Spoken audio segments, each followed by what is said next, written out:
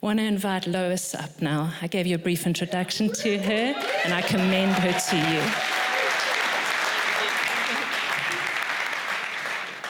Awesome, thanks so much. So, hi, for those who don't know me, my name's Lois. I am married to Ben. We've got 2 boys, Evan and Caleb.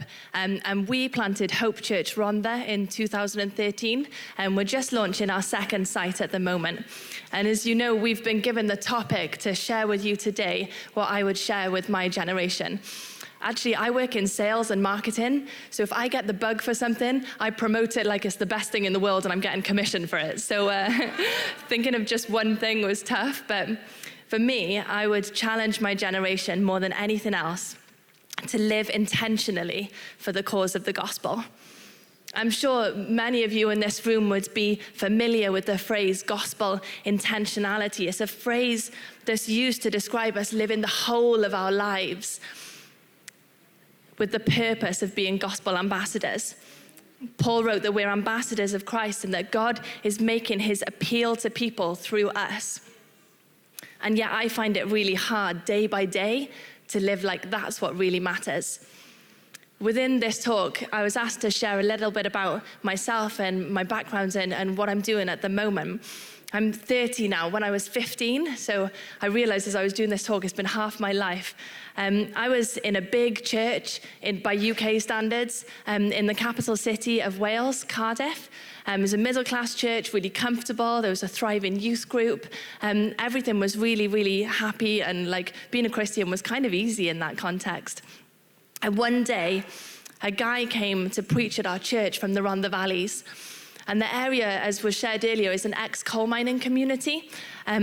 Since the mines closed in the mid-'80s, there have been a lot of socio-economic issues. And this guy came to speak, and he shared statistics with us of drug and alcohol abuse. He shared that at the time, the Rhondda Valleys had the highest rate of suicide in the UK, the highest rate of teenage pregnancy in Western Europe, and less than 1% of the population was going to any kind of a church. So even if that was just going on Easter Sunday and at Christmas time. And my jaw hit the floor. I was sat there in my comfortable church, and less than an hour away, that was happening. And I guess in that moment, God broke my heart, and he broke Ben's heart, and he spoke to us about planting churches in the Rhondda Valleys. And I don't tell you that because I'm anything special at all. But in that moment, I was convinced that living intentionally for the cause of the gospel is what really matters. There was a place less than an hour's drive from where I was where people were dying without even having the chance to hear of the glorious gospel that was so available to me in my church. And that broke, and it still breaks my heart. And in that moment, I knew that my plans for my career and my family, the location that I would live, how I would holiday, how I'd spend my money, where I would socialize, just needed to be surrendered to God and would look different to what the world would expect from me.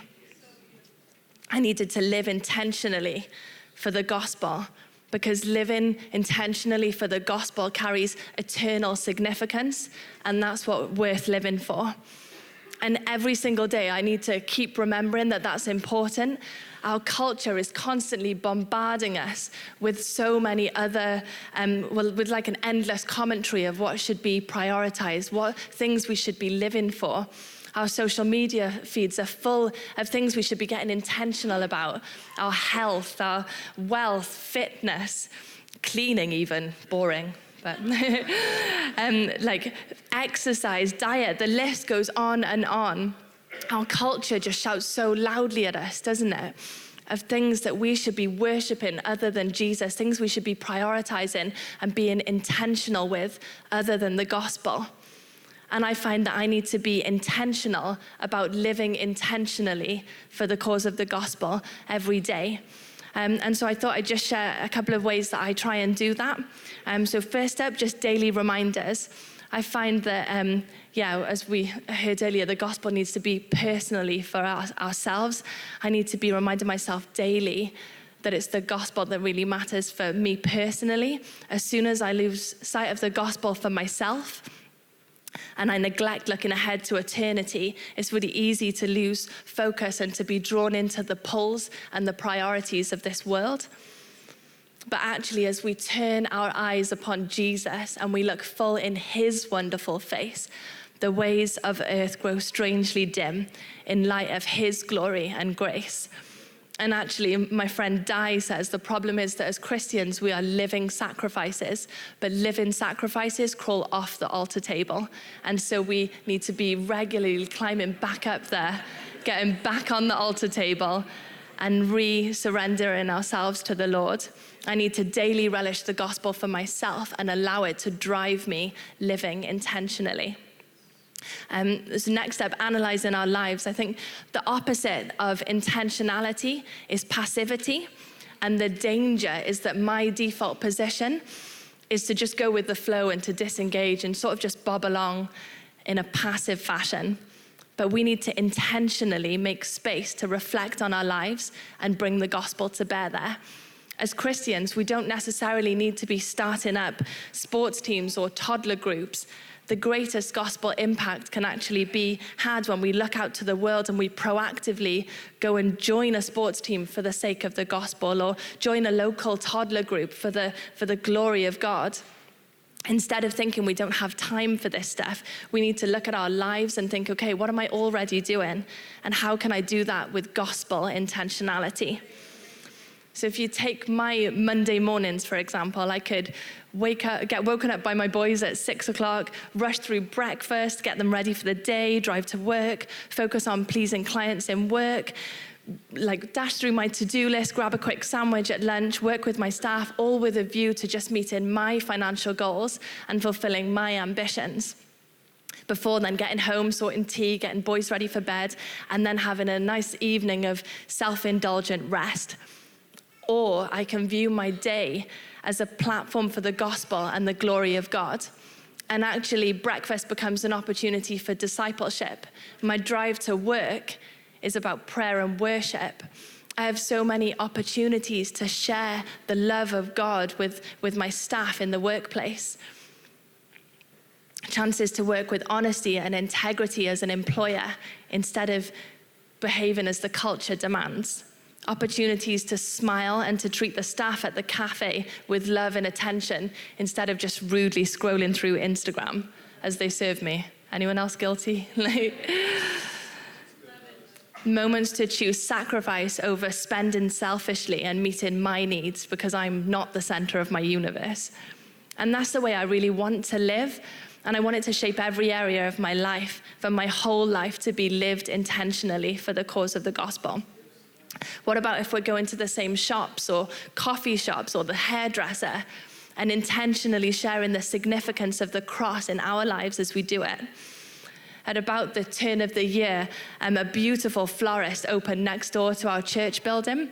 And our high street was voted the worst high street in Wales, and I think the third worst in the UK. So it's not a great high street. So her opening was amazing. But the poor girl, little did she know that actually being next door to our church building, she was vulnerable to the gospel. And Sarah, who works for Hope, has been so intentional about building a relationship with her. The whole church has been buying flowers from her florist. On Easter Saturday, she came and she ran a workshop as part of our church's fun day. And the next day, she and her partner and their son came along to Hope. They've been coming every Sunday since, and a few weeks back, she gave her life to the Lord.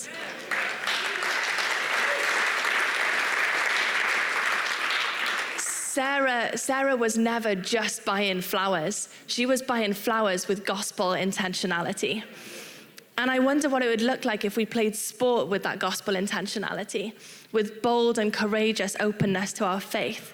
And Jesus sent the disciples out in pairs. What would it look like if we encouraged a Christian friend to join in our hobby with us so that we could shine brightly together?